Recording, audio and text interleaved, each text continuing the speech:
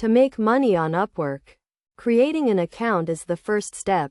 Once the account is set up, the next step is to complete a profile, which will then allow you to apply for jobs as a freelancer.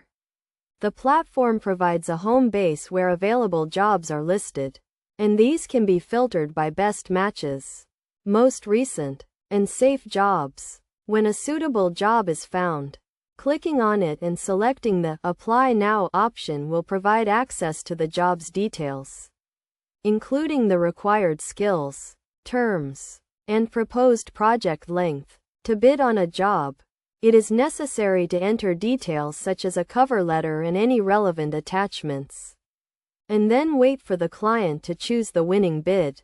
The number of connects required to apply for a job varies, with each application using a set amount of connects. For example, applying for a job might use 4 connects, leaving 46 remaining to apply for other jobs.